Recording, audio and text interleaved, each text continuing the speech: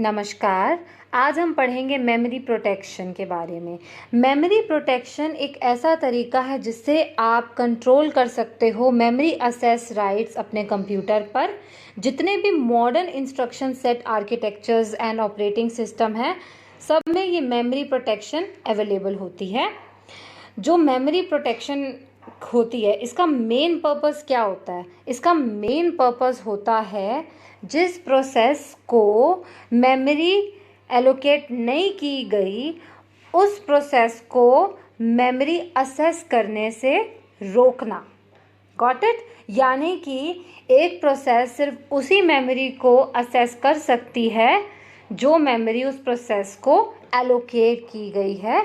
ये होता है memory protection. Got it? Memory protection is implemented by associating protection bit with each frame, यानी कि हर फ्रेम के साथ एक प्रोटेक्शन बिट एसोसिएट होती है। अब फ्रेम्स क्या होते हैं? फ्रेम को जानने के लिए हमें समझना होगा पेजिंग क्या होती है। बेसिकली पेजिंग एक स्टोरेज मैकेनिज्म है which is used to retrieve processes from the secondary storage into the main memory in the form of pages।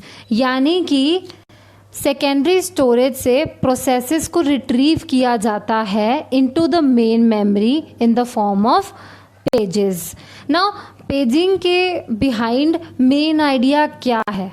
Paging के बिहाइंड जो मेन आइडिया है वो ये है, हर प्रोसेस को पेजेस के फॉर्म में डिवाइड कर देना। अब एक फिजिकल रीजन जो कंटेन करे एक सिंगल पेज, उसे कहते हैं frames. In the paging method, the main memory is divided into small fixed sized blocks of physical memory which is called frames।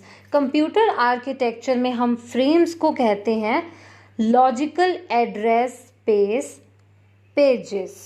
All right, if a valid invalid bit is attached to each entry in the page table, where valid indicates that this associated page is in the process logical address space and thus it is a legal page, whereas the invalid indicates that the page is not in the process logical address space।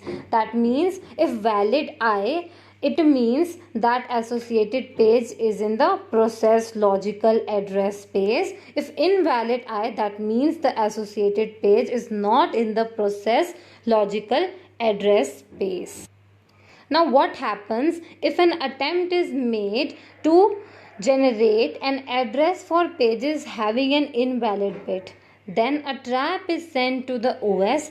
Trap is basically an interrupt signal which is sent to the OS।